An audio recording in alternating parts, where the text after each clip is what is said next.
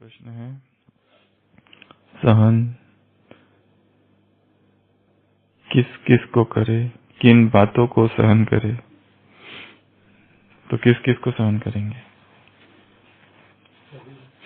3 चीजें है उसमें, ट्रायंगल, सहनशीलता का ट्रायंगल।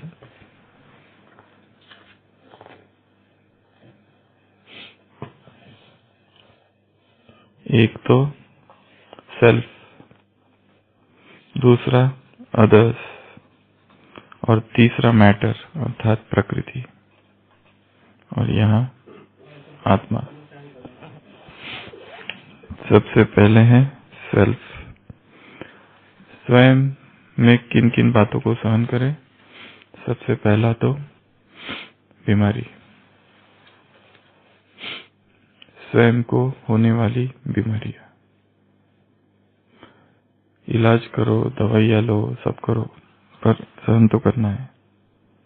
क्यों? क्योंकि हिसाब किताब है। तो पहला सहन है स्वयं, सेल्फ। जो कुछ शरीर के साथ होता है अचानक होगा, बड़ी बीमारी जिसका पहले कोई आभास नहीं था, पता नहीं था, अचानक कुछ हो गया, अचानक बीमारी, अचानक एक्सीडेंट, कुछ भी, वो सब सहन करना पड़ेगा, क्योंकि दूसरा कोई चारा भी तो नहीं है। पर वो दूसरी बातें हम कैसे सहन करते हैं? तो पहला है सेल्फ, दूसरा है अदर्स। अदर्स में 7 बातें। क्या क्या सहन करेंगे? पहला, दूसरों की सोच, क्योंकि हर एक की सोच अपनी अपनी है, और कभी कभी ऐसा होता है कि दूसरे जिस ढंग से सोचते हमें बिल्कुल भी पसंद नहीं, स्वीकार्य नहीं, इनटॉलरेंट, स्टैंड नहीं कर सकते उनकी सोच को। तो दूसरों में सबसे पहले उनकी सोच, दूसरा उनके कटु बोल, कठोर शब्द, तीसरा स्वभाव और संस्कार, चौथा व्यवहार, पांचवा उनकी एक्शंस, कर्म, काम करने का तरीका या ढंग। काम ही ऐसे करते हैं कि हम देखते ही बिल्कुल सहन ही नहीं कर सकते, इस ढंग से काम करते हैं। छठवा उनका दृष्टिकोण। दृष्टिकोण, ठीक है। एक कहा कि उनकी सोच और उनका दृष्टिकोण एक में डाल सकते हैं। और क्या सहन करें?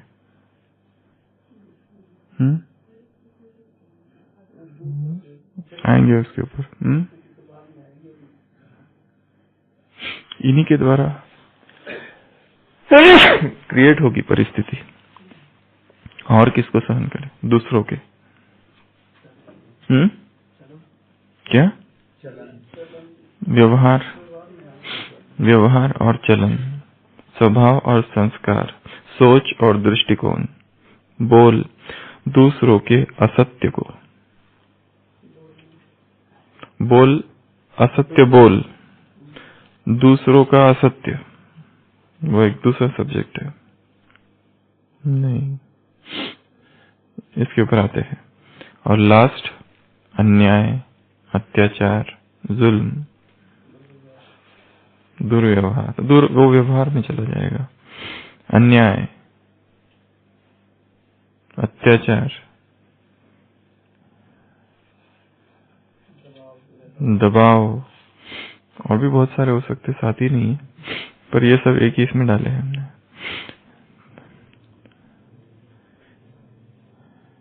दूसरों का असत्य, एक है दूसरों के असत्य बोल,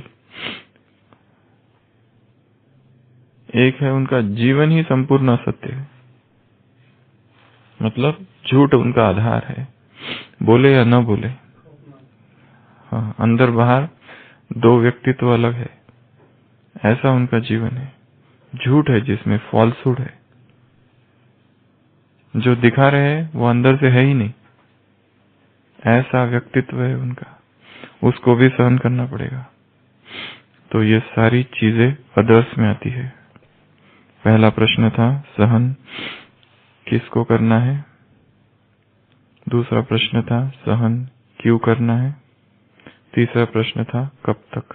तो पहले प्रश्न के 3 उत्तर, खुद को, दूसरों को, दूसरों में सबसे पहला उनकी सोच और उनका दृष्टिकोण, दूसरा उनके बोल, तीसरा व्यवहार, चौथा कर्म, संस्कार, स्वभाव, अगला उनका कटु वचन, कटु बोल दिया ना, असत्य, और सातवां जुल्म, अत्याचार, अन्याय, उनके द्वारा किया गया अन्याय। अदर्स में भी 3 कैटेगरी है, एक बड़े, एक साथी, एक छोटे। अदर्स में भी 2 कैटेगरी है, एक ज्ञानी और दूसरा भावी ज्ञानी। एक ब्राह्मण, दूसरा भावी ब्राह्मण। एक अच्छा, भूतपूर्व ब्राह्मणों को भी सहन करना है। उनसे तो संपर्क कम आता है।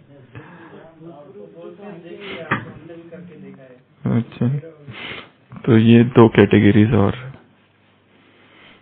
ये तो हम पहले कैटेगरी सुना रहे, फिर इसके विस्तार में जाएंगे। फिर तीसरा है, और इन सब के द्वारा ही परिस्थितियां क्रिएट होती है।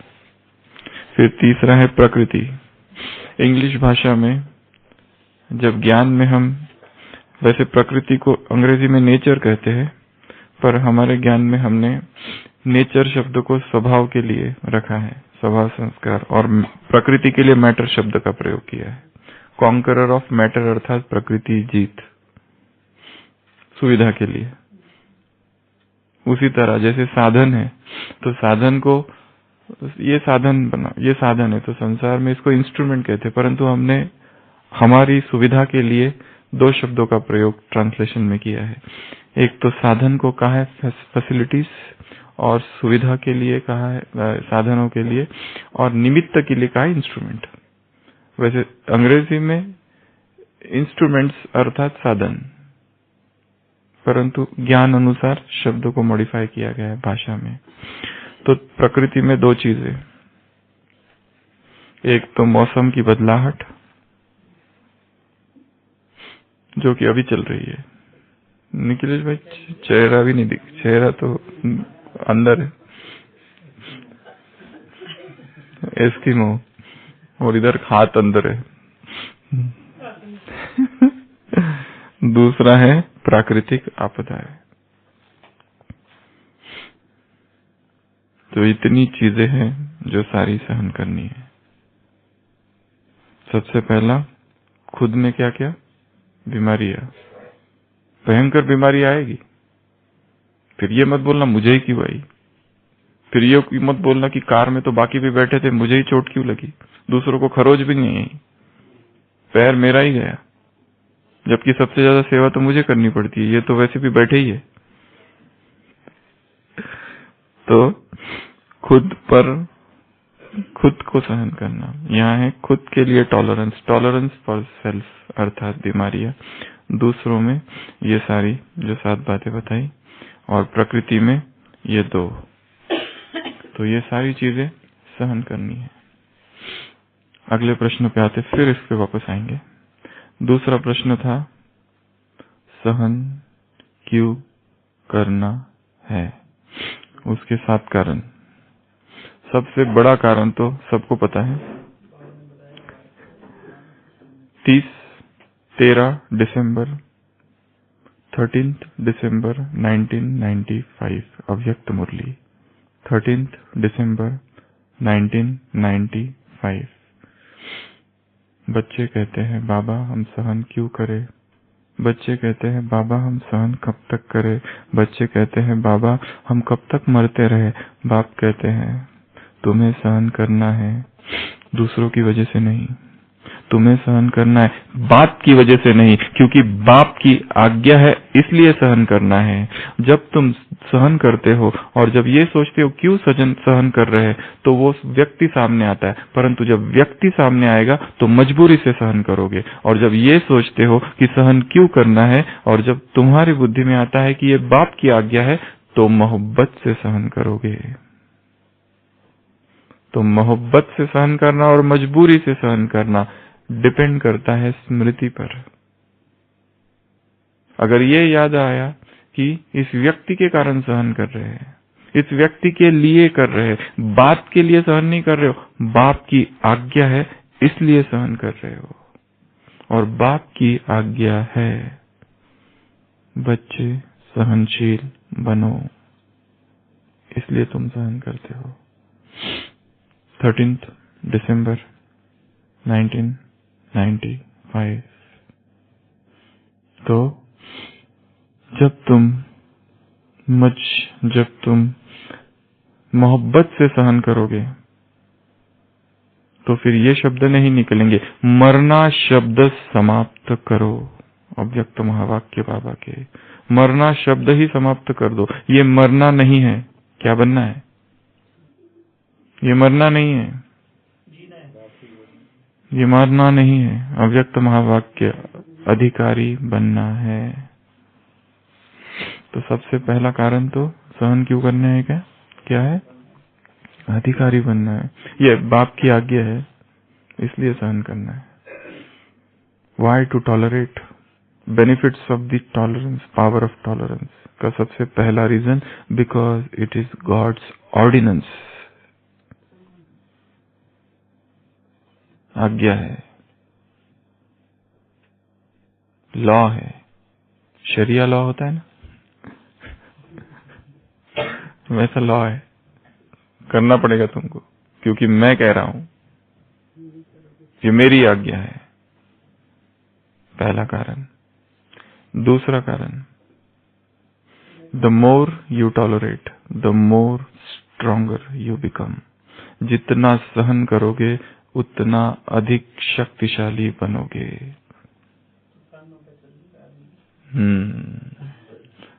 कविता ये कविता कल चाहिए थी। मैं तूफानों में चलने का आदी हूँ, तुम मत मेरी मंजिल आसान करो। मुझे तूफानों में ही चलने दो। गोपाल दास नीरज की कविता। मैं तूफानों में चलने का आदी हूँ, मेरी मंजिल को आसान करने का प्रयत्न भी मत करना। है फूल रोकते, फूल अगर बिछे रहे तो मुझे रोकते, कांटे मुझे चलाते हैं। मरुस्थल पहाड़ चलने की चाह बढ़ाते। सच कहता हूँ, क्या कहता हूँ? सच कहता हूँ, मुश्किलें ना जब होती, मेरे पग तब चलने में भी शर्माते। जिस मार्ग में मुश्किल ही नहीं है, मैं कहाँ चलूं? शर्म आती है चलने को भी। मेरे संग चलने लगे हवाएं जिससे, तुम पथ के कण कण को तूफान करो। मेरे हर पग के, हर पथ के कण कण को तुम तूफान बना दो, तो मैं चलूंगा। मैं तूफानों में चलने का आदी हूँ, तुम मत मेरी मंजिल आसान करो। अंगार अधर पर धर मैं मुस्कुराया। अंगारों को अपने होठों पर, अधर पर मुस्कुराया हूँ। अधर अर्थात होठ। मैं अपने अधरों पर अंगारों को धर कर मुस्कुराता हूँ। मैं मरघट से जिंदगी बुला लाया हूँ आंख मिचोली, खेल चुका किस्मत से, 100 बार मृत्यु के गाल चूमाया। मृत्यु के गाल को मैं चूमाया हूँ, मरघट से जिंदगी को बुला लाया हूँ। है नहीं मुझे स्वीकार दया अपनी भी, अपनी खुद की भी दया मुझे स्वीकार नहीं है। तुम मत मुझ पर कोई एहसान करना, एहसान करने की कोशिश मत करो। दया मत करना मुझ पर, एहसान मत करना मुझ पर। मैं तूफानों में चलने का आदी हूँ, तुम मत मेरी मंजिल आसान करो। श्रम के जल से ही राह सदा सिंचती है, श्रम के जल से। गति की मशाल आंधी में ही हंसती है, शूलों से कांटों से ही श्रृंगार पथिक का होता है। जो राही है, जो राहगीर है, जो मुसाफिर है, जो पथिक है, बटुआ, उसका श्रृंगार किससे होता है? शूलों से। मंजिल की मांग लहू से ही, मांग लहू से ही सजती है। पग में गति आती है छाले छिलने से। तुम पग पग पर जलती चट्टान धरो, मेरे हर पग पग पर क्या करो? तुम चट्टान खड़ी करो। क्योंकि क्योंकि पग में गति आती है छाले छिलने से। मैं तूफानों में चलने का आदी हूँ, तुम मत मेरी मंजिल आसान करो। फूलों से पग, पग होगा ये, पग आसान नहीं होता, रुकने से पग, पथ, हाँ शायद गलती है। फूलों से पथ आसान नहीं होता, रुकने से पग गतिवान नहीं होता। अवरोध नहीं तो संभव नहीं प्रगति भी, है नाश जहाँ निर्माण वही होता है। मैं बसा सकूं नव स्वर्ग धरा पर, जिससे तुम मेरी हर बस्ती वीरान करो। मेरी बस्ती को उजाड़ दो ताकि मैं नव स्वर्ग निर्माण करूं। मैं तूफानों में चलने का आदी हूँ, तुम मत मेरी मंजिल आसान करो। मैं पंथी तूफानों में राह बनाता हूँ, मेरी दुनिया से केवल इतना नाता, वह मुझे रोकती है अवरोध बिछाकर। मैं ठोकर उसे लगाकर बढ़ता जाता, मैं ठुकरा सकूं तुम्हें भी हंसकर, जिससे तुम मेरा मन पाषाण करो। पत्थर जैसा मन बना दो मेरा। मैं तूफानों में चलने का आदी हूँ, तुम मत मेरी मंजिल आसान करो। दुनिया के रंग सहना, दुनिया के रंज सहना, और कुछ ना मुंह से कहना। रख दोगे एक दिन तुम दुनिया बदल के, इंसाफ की डगर पर बच्चों दिखाओ चल के। ये देश है तुम्हारा, नेता तुम ही हो कल के। तो पहला कारण है बाप की आज्ञा, दूसरा कारण है शक्तिशाली बनना, तीसरा कारण है स्वीटनेस इन रिलेशनशिप, संबंधों में मधुरता स्थापन करने के लिए। चौथा कारण है संगठन में क्या? एकत्व, एकता, एकात्मता। संगठन में सॉलिडारिटी, जिसको अंग्रेजी में कहते हैं, एकता, एकजुटता बनाए रखने के लिए। पांचवा, क्यों सहन करना है? सहनशाह बनने के लिए। छठवा, क्यों करना है? अच्छा, पहले किया इसलिए करना है? नहीं, फायदे और एक ही ले रहे हैं, फायदे और क्यों। सहन शक्ति बढ़ाने के लिए, वो पावर में आ गया। जगह का कल्याण। अच्छा, कैसे? अति का अंत होने के लिए सहन करना हमारा स्वभाव है, क्योंकि मूर्ति बन रही है। सहन करना भी एक तपस्या ही है। महाराष्ट्र में एक संत कवि हुए थे, संत ज्ञानेश्वर।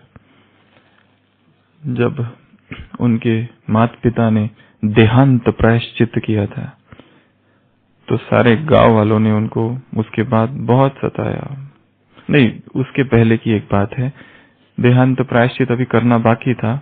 माता पिता थे, वो दिखाया है छोटा सा, वो ज्ञानदेव जब जाते हैं भिक्षा लेने के लिए, तो एक व्यक्ति होता है विसोबा, वो उनको हमेशा से ही बचपन से ही बहुत मतलब तंग करता है। तो दिखाया उनके पास जाता है, तो छोटी सी उनकी कन्या होती है, वो तो उसको आकर कहती है कि भिक्षा लो तुम। वो कहता है मैं नहीं ले सकता हूँ क्योंकि तुम्हारे पिताजी को पसंद नहीं। तो उसकी माँ आती है, कहती है देखा तुमने उसका दिल दुखाया ना, दूसरों को दिल दुखाना ये धर्म नहीं है। तो उसको लगता है हाँ, मैंने तो छोटी सी वो जो थी उसका दिल दुखाया। तो वो अपनी झोली सामने करता है और स्वीकार करता है। तब तक वो आ जाते हैं उसके पिताजी। वो पिताजी आते हैं और उसकी झोली वो पूरा नीचे फेंकते हैं, झोली को फाड़ फाड़ देके और पैर से कुचलते हैं और चले जाते हैं और कहते हैं बाद में फिर मत आना। तो वो छोटा सा ज्ञानदेव वो अपनी झोली फटी हुई लेके वापस आता है, उसकी माँ उसको मिलती है। तो वो कहता है कब तक सहन करना, अपनी माँ से पूछता है। तो उसकी माँ कहती है समाधानाने दुःख सहन करणे ही तपश्चर्याच आहे। समाधान से दुख को सहन करना, ये भी एक तपस्या ही है, बहुत बड़ी तपस्या है। समाज ने ठुकरा दिया, बाद में तो और ज्यादा पीड़ित किया समाज ने, जब माँ बाप चले गए। बहुत जबरदस्त, हर एक कितनी, जहां जाते थे गालियां देते थे लोग, पर सब कुछ सहन किया। आग लगा दी घर पे, सहन किया। तो तुका मने संत सोसी जगाचे आघात। एक संत कहता है, संत वो है जो जग के आघात सहन करे, वही संत है। कितने कारण हो गए? 5। छठवा, क्यों सहन करना है? तपस्या है सहन करना, ये कारण है छठवा। और अंतिम कारण, क्यों सहन करना है? हम पूर्वज है इसलिए सहन करना है। हिसाब किताब भी चुकतू हो रहा है, अच्छा ही है, हिसाब किताब चुकतू हो रहा है, इसलिए सहन करना है। एक सूफी संत किसी गांव में प्रवेश करता है तो लोग उसका बहुत विरोध करते हैं, वो कुछ नहीं कहता है, चुप ही रहता है। बाद में लोग उसको एक जूतों की माला ही पहना देते हैं, फिर भी वो हंसते रहता है। तो लोग कहते हैं, कैसे तुम पागल हो, हम तुम्हारा अपमान कर रहे हैं, अपशब्द बोल रहे, तुमको जूतों की माला पहनाई, तुम फिर भी तुम हंसते हो। वो कहता है, मैं तो भगवान की कृपा कितनी अथाह है, इसका गुणगान, इसका चिंतन कर रहा था। कल रात में ही मैंने भगवान से कहा था मेरा जूता फट गया है, कहीं से एक जोड़ी जूता मिल जाए तो बहुत अच्छा होगा, परंतु उसकी अनुकंपा तो अपार है। एक जोड़ी मांगा था, उसने कितने दे दिए।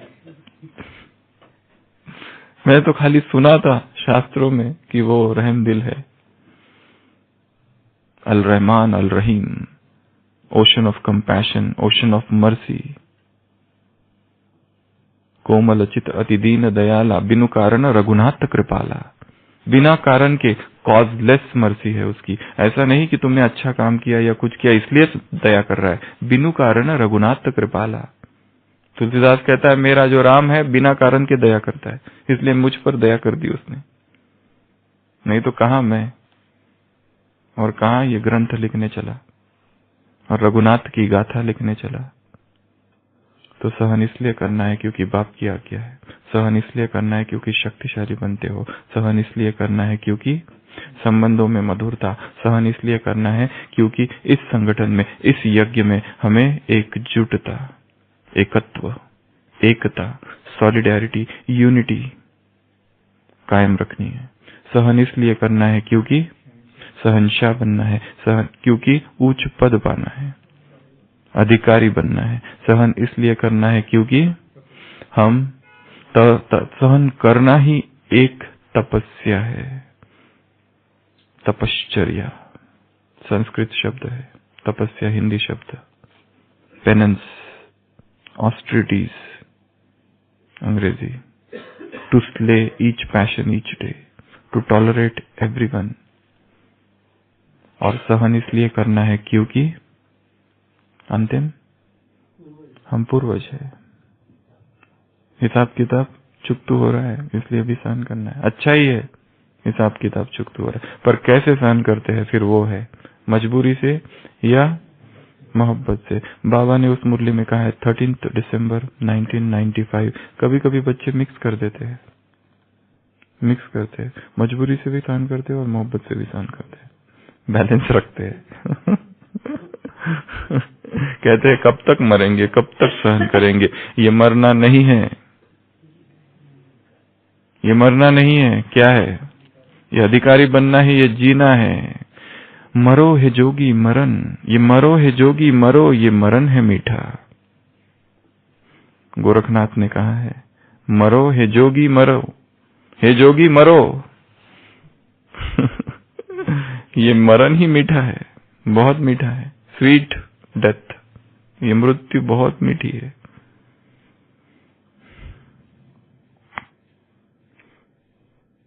पहला प्रश्न था किस किस को सहन करना है। दूसरा प्रश्न था क्यों सहन करना है या सहन के क्या फायदे हैं।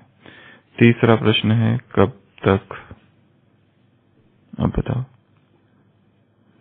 कब तक सहन करेंगे। जब तक जीना है तब तक। और इसमें तो सब आ गया। जब तक हिसाब किताब चुकता नहीं होता है। कब कब सहन करना, ये एक चौथा प्रश्न। वैसे पहले प्रश्न में आ गया वो। जब क्या शरीर छूट जाए, जब तक शरीर नहीं छूटता तब तक, जब तक संगम युग है तब तक, जब तक पढ़ना है तब तक, और जब तक स्वर्ग धरा पर नहीं स्थापन कर लेते तब तक, जब तक मंजिल तक नहीं पहुंच जाते तब तक, जब तक कर्मातीत संपूर्ण संपन्न समान बाप समान फरिश्ता तब तक, जब तक बहुत सुंदर मूर्ति नहीं बन जाती तब तक, जब तक मूर्ति बहुत अच्छी दिव्य दर्शनीय मूर्त नहीं बन जाते तब तक सहन करना पड़ेगा। स्ट्रोक्स, छेनी और हथौड़े के जो फाइन स्ट्रोक्स होते हैं, वो ट्रक में एक बार मूर्ति जाती रहती है, मूर्ति रखी होती है और टाइल्स रखे रहते हैं, लेके जा रहा होता कोई, तो टाइल्स बड़ा दुखी हो जाता है, टाइल्स के टुकड़े, क्योंकि उसको लेके जाया जा रहा होता किसी घर की मंदिर की टाइल्स बनाने के लिए, और मूर्ति को तो सामने रखने के लिए। तो टाइल्स कहता है कि हम दोनों तो एक ही पत्थर के थे, फिर भी तुम मूर्ति बन गई और मैं टाइल्स, अब मैं नीचे जड़ा जाऊंगा और तुमको सामने रख के तुम्हारी पूजा होगी और लोग मुझ पर कुछ चलेंगे, ऐसा अन्याय। तो वो मूर्ति कहती है कि तुम भी पत्थर मैं भी पत्थर, पर जब हमें तोड़ा जा रहा था तो मैं सहन करते जा रही थी। वो एक जो पत्थर था जिससे मूर्ति बनी और तुमने सहन ही नहीं किया, तुमसे भी मूर्ति ही बनाने वाले थे वो मूर्तिकार, पर तुम हथौड़े लगाए और तुम टूट गए,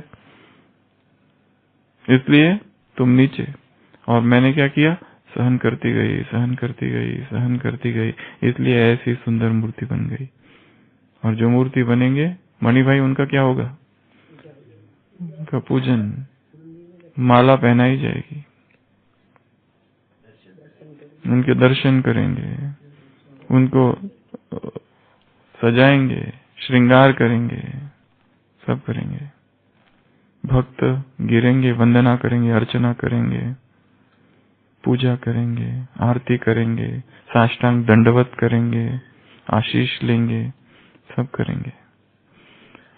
तो कब तक सहन करना है, कब तक, ये प्रश्न ही गलत है। जब मोहब्बत से सहन कर रहे हैं तो कब तक का तो सवाल ही नहीं है। जब मोहब्बत से ही सहन कर रहे हैं तो कब तक का क्या सवाल। अभी फिर से इसमें आ जाओ, क्या क्या सहन करना है। उसमें क्या बताया, सबसे पहला दूसरों के सोच, ये समझ लेना है कि हर एक की सोच अपनी अपनी है।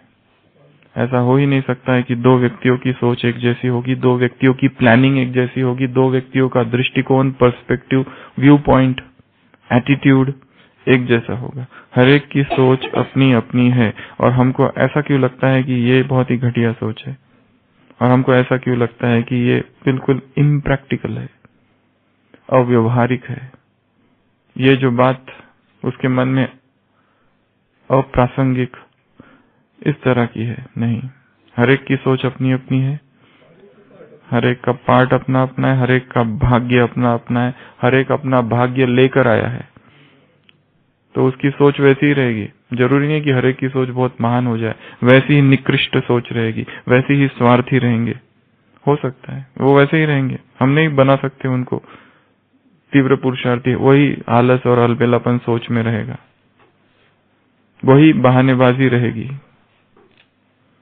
हर एक हम नहीं सोच सकते, हम इतना टाइम देते हैं पुरुषार्थ के लिए, हम इतना चिंतन करते, ये लोग क्यों नहीं करते। जैसे एक भिखमंगा एक सेठ जी के पास गया, कहा कि मुझे कुछ दे दो, कुछ अनाज मुझे दे दो, मेरे पास पैसे भी नहीं है, 2 दिन से मैं भूखा हूं, आप मुझे दे दो, मेरे पास मैं कुछ भी नहीं दे सकता। तो सेठ जी ने कहा अनाज तो मैं तुम्हें दूंगा। उसको रहम आ गया, अनाज उसने दिया, पर कहा कि एक बात याद रखना, मुझे भिखमंगों का पता है, शहर में सर्कस आई है, तुम इस अनाज को भेज के सर्कस देखने मत चले जाना। उसने कहा आप फिक्र मत करो, उसके लिए मैंने पैसे अलग से निकाल के रखे हैं।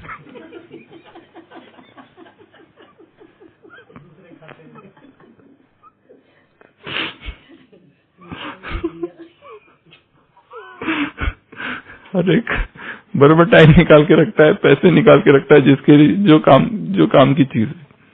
पुरुषार्थ के लिए कुछ किताब खरीदनी है तो पैसे नहीं है। संसार में लोग टाइम नहीं है, पैसे नहीं है, ये सीडी खरीदो, वो किताब खरीदो, ये कुछ साहित्य है इसको खरीदो। एक बार एक माता यहाँ आई, यही क्लास में, हमारे अपने क्लास में यहाँ पर, और कहा कि आपसे मुझे मिलना है। तो पहले दिन तो टाइम नहीं मिला, तो मैंने कहा दूसरे दिन मिलो। तो दूसरे दिन भी कुछ लोग मिल रहे थे, तो वो रुकी रही, तो उसके बाद में वो मिली। तो उसको मैंने कहा, बोली, मुझे लगा कुछ ज्ञान योग से संबंधित कोई प्रश्न होगा। तो क्या? तो उसने कहा वो जो व्हाट्सएप पे आपका जो क्लास आता है, वो उसको डाउनलोड करने में कितना पैसा लगता है?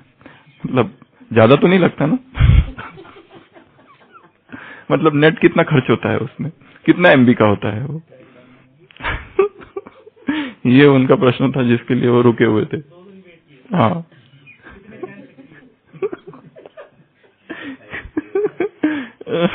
मतलब वो नेट लेना पड़ेगा ना, तो पैसे तो लगते हैं। बाकी कुछ खाने की चीज लेनी है तो ऐसे पानी की तरह पैसे बहाते हैं। अपने किसी रिश्तेदार को कुछ हो गया, पानी की तरह पैसे बहाते हैं। किसी बच्चों के एजुकेशन के लिए कितनी ट्यूशंस लगाते हैं। एक माता मिली थी, इतना पैसा खर्च हो रहा है बेटे के एजुकेशन के लिए, पानी जैसा पैसा जा रहा है कह रही थी, परंतु रिजल्ट कुछ भी नहीं है। क्या किया, क्या करे? रिजल्ट कुछ भी नहीं है। इतनी सारी ट्यूशंस, हजारों 30 40 हजार की ट्यूशन लगा रखी है, पर वो पढ़ता ही नहीं है। क्या करे? तो सहन करना पड़ेगा। सोच हर एक की हमारे जैसी नहीं हो सकती। हम कितना भी सोचे, अरे रे बेचारे कितने गरीब है, परंतु सर्कस के लिए पैसे निकाल के रखे, ये भूलना मत।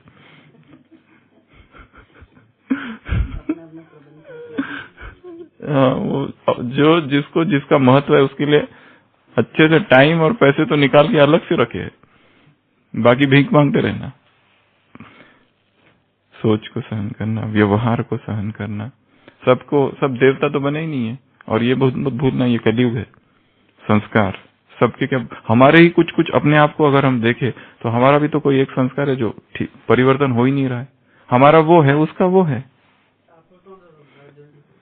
हाँ। मेरा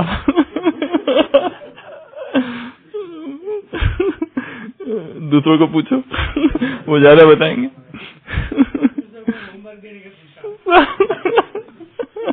वो आज देना है होमवर्क। तो संस्कार स्वभाव को सहन करना पड़ेगा। हाँ, दूसरों के स्वभाव को, दूसरों के संस्कारों को, दूसरों के असत्य को, दूसरों के असत्य जीवन को। झूठ है, सामने दिखाई दे रहा है, हमको पता है ये व्यक्ति सोता है और हमारे सामने जाके अमृत वेले पर भाषण करता है। अभी एंगर मैनेजमेंट पर कोर्स करा के आया, और अभी थोड़ी देर पहले ही बेचारे कोई सर्वेंट या कोई नौकर को ऐसा डाटा की बात मत पूछो। और अभी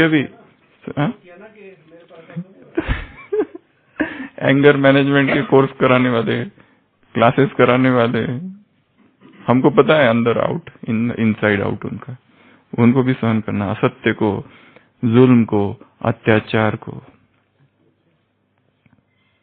एक रिलीजियस टॉलरेंस भी होता है, दूसरों के रिलीजियस मत को, वो तो बहुत बड़ा टॉपिक है। उसके इनटॉलरेंस की वजह से तो इतने झगड़े हुए। तो दूसरों के जुल्म, अत्याचार, अन्याय, क्योंकि ड्रामा न्यायकारी है। हमें लग रहा है अन्याय हमारे साथ ऐसा, परंतु इसका अर्थ क्या? ड्रामा में अन्याय है, ड्रामा न्यायकारी है। हम नहीं देख पा रहे न्याय हो रहा है, हमको अपनी छोटी सी आंखों से, ट्यूबुलर विजन से देख रहे, बेहद नहीं देख पा रहे, इसके लिए लग रहा है अन्याय हो रहा है, परंतु अन्याय हो ही नहीं सकता ड्रामा में। जो हो रहा है सत्य है, ऐसा ही होना चाहिए। वही न्यायकारी है। इसके लिए दूसरों के अन्याय, अत्याचार, जुल्म, दुनिया के रंज सहना और कुछ ना मुंह से कहना, वायलेंस, हिंसा, वो व्यवहार, सब कुछ। तो ये सब है सहन करना, और है प्रकृति को सहन करना, मौसम की बदलाहट को सहन करना, और खुद की बीमारी को खुशी खुशी से। और एक चीज लास्ट, सहन करने के साथ समाना समाया हुआ हो।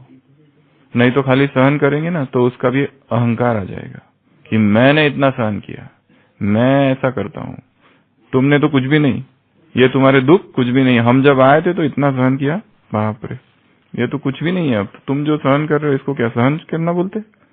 हमने किया है सहन। तो सहन और समाना दोनों साथ में हो। सहन में ये भी ना हो कि उसका ही अहंकार ना आ जाए, जैसे त्याग का आ जाता है। जैसे वो जैन फकीर, लोग मिलने गए, बेचारा अकेला रहता था, कोई साथ में नहीं। शिष्य बहुत सारे लोग मिलने गए इंटरव्यू लेने, पत्रकार, और उन्होंने पूछा कि भाई आप अकेले रहते हो, आपको नहीं लगता है मेरे बहुत सारे शिष्य हो, मेरा आश्रम हो? जैसे सबको लगता है, जो भी गुरु बनता है, सो कॉल्ड बाबाज, तथाकथित बाबा बनने का मतलब शिष्य चाहिए, आश्रम चाहिए, वो सब चाहिए। तो आपको ऐसा कुछ भी नहीं लगता है? आपका एक भी शिष्य नहीं? वो कहता है तो मेरा एक भी शिष्य नहीं है। उनको अहंकार है मेरे शिष्य, इसको है मेरा एक भी शिष्य नहीं है 30 साल में। ये एक नया रूप है। माया की बहुरूप। ओम शांति।